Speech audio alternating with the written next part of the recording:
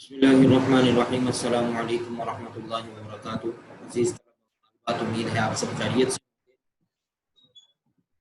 اللہ تبارک و تعالی ہم سب کی، ہمارے اہل خانہ کی، وطن عزیز پاکستان کی حفاظت فرمائے۔ آج مورخہ 19 جو روز جمعہ المبارک ہم لوگ اپنے سورۃ الانفال کے بعد جو ہم نے سلسلہ شروع کیا تھا موضوعاتی مطالعہ کا، سبق نمبر 3 کل ہم نے پڑھا تھا، اسی سلسلے کو آگے بڑھائیں گے۔ اور کل ہم نے علم کی فرضیت اور اہمیت کے بارے میں پڑھا تھا، آج حصول علم کی اہمیت اور علم کی اہمیت کے بارے میں جانیں گے۔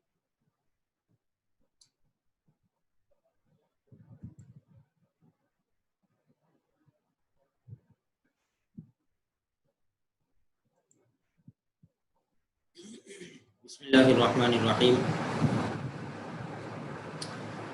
کل ہم نے پڑھا تھا کہ علم کے معنی ہے جاننا اور آگاہ ہونا، اور اللہ تعالیٰ کے جو اپنے بندوں پر بے حد احسانات ہیں ان میں سے ایک احسان علم بھی ہے جو اس نے اپنے بندوں کو عطا فرمایا۔ اور جناب رسول اللہ صلی اللہ علیہ وآلہ وسلم پر جو پہلی وحی نازل ہوئی اس میں بھی علم کا تذکرہ ہے۔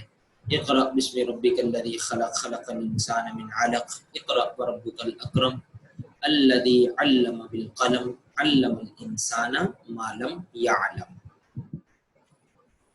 اور جناب رسول اللہ صلی اللہ علیہ وآلہ وسلم کا ارشاد ہے کہ علم کی طلب ہر مسلمان مرد اور عورت پر فرض ہے، اس لیے مسلمان پر لازم ہے کہ وہ طلب علم میں کوتاہی نہ کرے۔ اور دوسری بات ہم نے یہ پڑھی تھی کہ انسان زمین پر اللہ تعالیٰ کا خلیفہ اور نائب ہے، اسے علم ہی کی وجہ سے باقی مخلوقات پر یہ فضیلت حاصل ہے کہ اللہ تعالیٰ نے اسے اشرف المخلوقات بنایا، اور علم ہی کی وجہ سے فرشتوں کو حضرت آدم علیہ السلام کو سجدہ کرنے کا حکم دیا گیا۔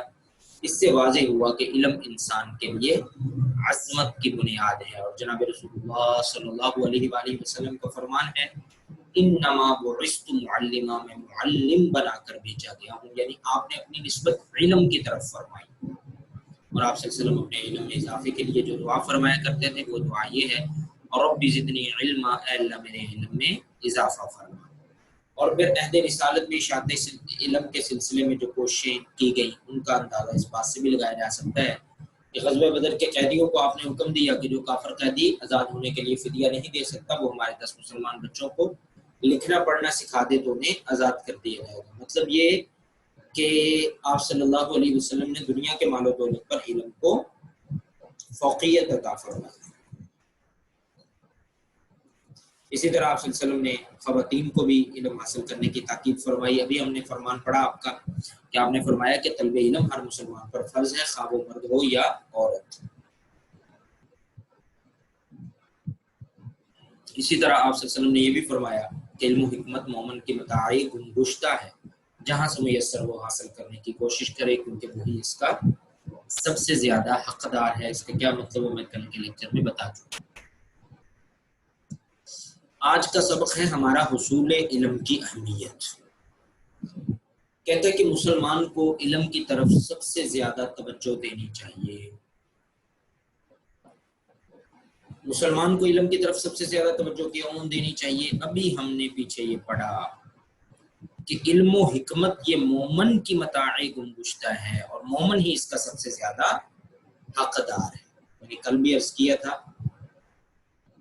کہ علم کی بنیاد اللہ تعالیٰ کی ذات ہے، اور جو علم بھی آج انسان کے پاس ہے وہ اللہ تعالیٰ کا عطا کرتا ہے، اور یہ علم اللہ تعالیٰ نے جناب رسول اللہ صلی اللہ علیہ وآلہ وسلم کے ذریعے سے ہمیں عطا فرمایا ہے۔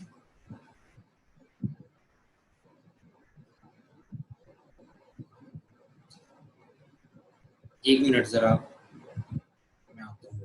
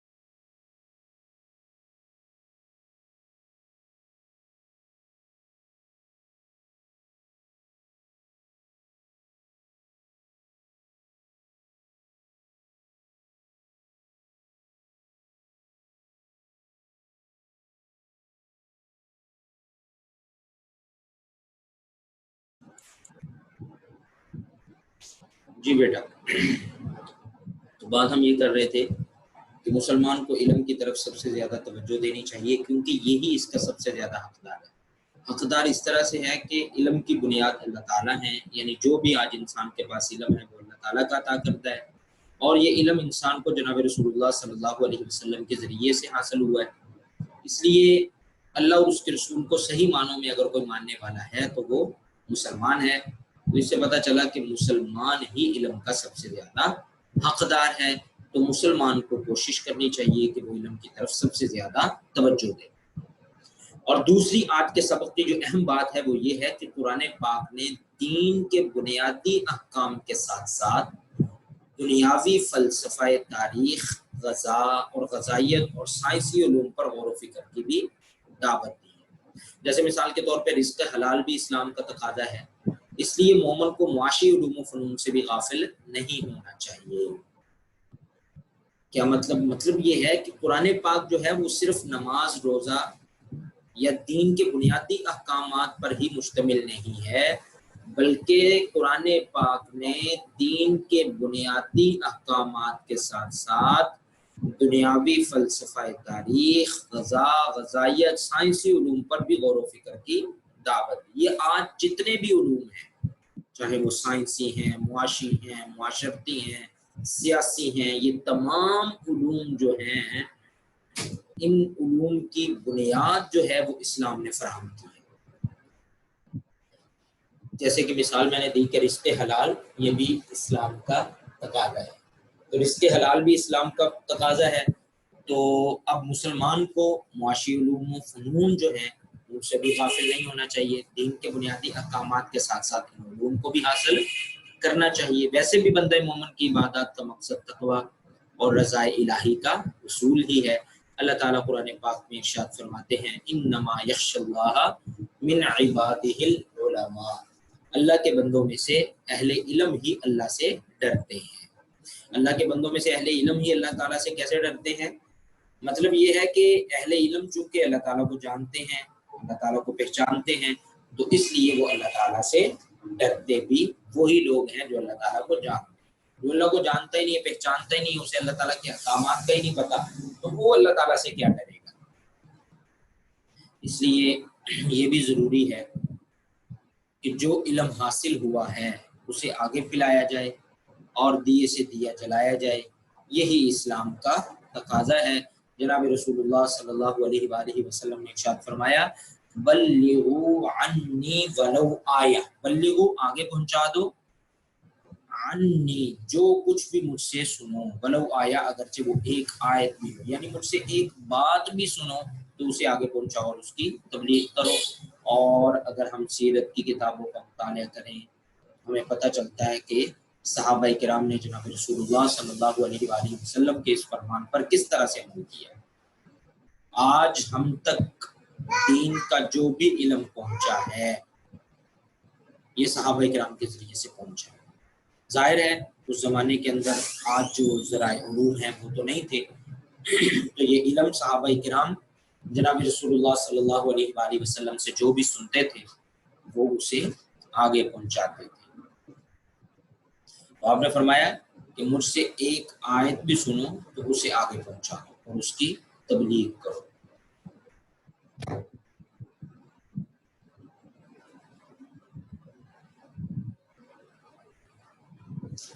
اسی طرح حج کے آخری حج کے موقع پر جسے حجۃ الوداع بھی کہا جاتا ہے، آپ صلی اللہ علیہ وآلہ وسلم نے ایک تفصیلی خطبہ ارشاد فرمایا تھا جسے خطبہ حجۃ الوداع کے نام سے ہم لوگ جانتے ہیں۔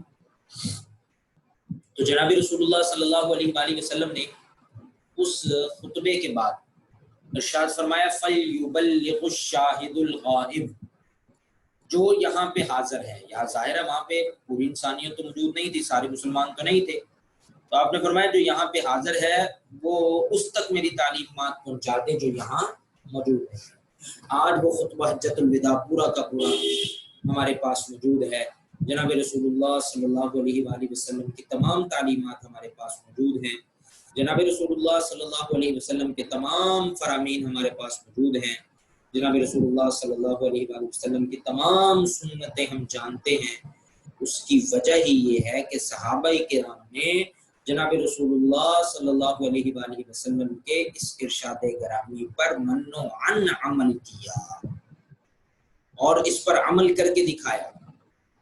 اور میں آپ کو ایک بات بتاؤں کہ جناب رسول اللہ صلی اللہ علیہ وآلہ وسلم کے اس ارشاد پر صحابہ کرام نے کس طرح سے منع عمل کیا۔ 1.25 لاکھ کے قریب صحابہ کرام تھے، جن میں سے صرف 10 یا 12 ہزار صحابہ کرام کی قبریں عرب میں ملتی ہیں، مکہ میں یا مدینہ میں یا دوسرے علاقوں میں۔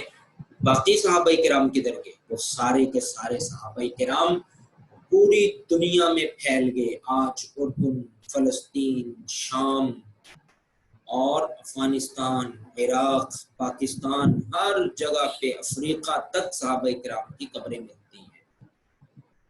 تو صحابہ کرام نے پوری دنیا میں پھیل کر جناب رسول اللہ صلی اللہ علیہ وآلہ وسلم کا پیغام پوری انسانیت تک پہنچا دیا۔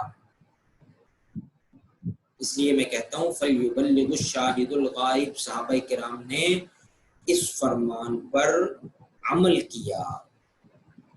آج پوری انسانیت کے پاس، مسلمانوں کے پاس جو بھی علم ہے وہ صحابہ کرام کے ذریعے سے ہم تک پہنچا ہے۔ قرآن ان کے ذریعے سے ہم تک پہنچا، احادیث ان کے ذریعے سے ہم تک پہنچی۔ تو اس لیے صحابہ کرام نے آپ کے اس فرمان پر عمل کیا۔ اور تیسری بات یہ ہے کہ حصول علم کے لیے عمر کی بھی کوئی قید نہیں ہے۔ آپ صلی اللہ علیہ وآلہ وسلم نے ماں کی گود سے لے کر قبر میں اترنے تک حصول علم کا عمل جاری رکھنے کی ہدایت فرمائی، اور فرمایا اطلبوا العلم من المہد الی اللحد، ماں کی گود سے لے کر قبر تک علم حاصل کرو۔ یہ بھی فرمایا کہ مومن علم سے کبھی سیر نہیں ہوتا حتیٰ کہ جنت میں پہنچ جاتا ہے۔ مطلب یہ ہے کہ علم حاصل کرنے کے لیے عمر کی کوئی قید نہیں۔ جناب رسول اللہ صلی اللہ علیہ وسلم نے جب اعلان نبوت فرمایا، پہلی وحی نازل ہوئی جس کا تذکرہ ہم نے کل کے سبق میں پڑھا تھا، تو اس وقت آپ پر ایمان لانے والے یا آپ سے دین سیکھنے والے، علم سیکھنے والے صرف بچے تھوڑی تھے، ہر عمر کے لوگ تھے، بوڑھے بھی تھے، جوان بھی تھے، مرد بھی تھے، عورتیں بھی تھیں، بچے بھی تھے، سب تھے، آزاد بھی تھے، غلام بھی تھے، سب جناب رسول اللہ صلی اللہ علیہ وسلم کی خدمت میں حاضر ہوئے اور علم سیکھا اور ہم تک پہنچایا۔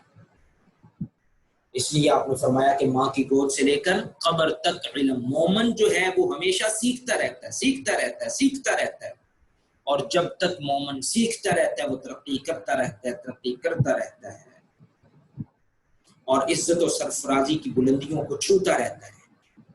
لیکن جیسے ہی وہ علم حاصل کرنے کا دروازہ بند کر دیتا ہے تو وہ زوال پذیر ہونا شروع ہو جاتا ہے۔ اس لیے فرمایا کہ مومن علم سے سیر نہیں ہوتا، موت تو آ جاتی ہے اسے، قبر میں تو وہ پہنچ جاتا ہے، جنت میں پہنچ جاتا ہے، لیکن علم سے کبھی بھی سیر نہیں ہوتا۔ اور انسان کی آخری منزل جنت ہے، وہ جنت میں پہنچ جاتا ہے علم حاصل کرتا ہے۔ کل کے سبق میں، کل کے لیکچر میں ہم نے پڑھا تھا کہ جناب رسول اللہ صلی اللہ علیہ وآلہ وسلم نے علم حاصل کرنا ہر مسلمان مرد اور عورت پر ضروری قرار دیا، فرض قرار دیا ہے۔ اور آج کے سبق میں ہم نے پڑھ لیا کہ علم حاصل کرنے کی کوئی عمر مقرر نہیں ہے، بلکہ ماں کی گود سے لے کر، ماں کی گود انسان کی پہلی درسگاہ ہے، قبر میں اترنے تک فرمایا کہ علم حاصل کرو، اور مومن کبھی بھی علم سے سیر نہیں ہوتا۔ جناب رسول اللہ صلی اللہ علیہ وسلم نے، ہم نے کل کے سبق میں پڑھا کہ اپنے علم میں اضافے کے لیے اللہ تعالیٰ سے جو دعا فرمایا کرتے تھے، رب زدنی علما، اللہ میرے علم میں اضافہ فرما۔ میں نے کل بھی عرض کیا تھا کہ آج ہمارے پاس جو بھی علم ہے یہ جناب رسول اللہ صلی اللہ علیہ وسلم کے صدقے اور ذریعے سے ہمیں حاصل ہوا ہے۔ تو آپ کے پاس تو علم کی کوئی کمی نہیں تھی، لیکن اس کے باوجود آپ ہمیشہ اللہ تعالیٰ سے اپنے علم میں اضافے کے لیے دعا فرمایا کرتے تھے۔ اس سے پتہ چلا کہ علم جو ہے یہ انسان کے لیے ترقی کی ضمانت ہے، یہ انسان کے لیے عزت اور فضیلت کی چیز ہے، یہ انسان کے لیے شرف ہے۔ اللہ تعالیٰ نے انسان کو باقی مخلوقات پر علم ہی کی وجہ سے سرفرازی اور سربلندی عطا فرمائی ہے۔ یہ تھی علم کی اہمیت اور حصول علم کی اہمیت۔ کل کو انشاءاللہ ہم لوگ علم کی فضیلت کے بارے میں پڑھیں گے۔ اللہ تبارک و تعالیٰ سے دعا ہے کہ اللہ تبارک و تعالیٰ ہمارے علم میں اضافہ فرمائے اور ہم سب کو علم کے ساتھ ساتھ عمل کی دولت بھی عطا فرمائے۔ وما علینا الا البلاغ المبین۔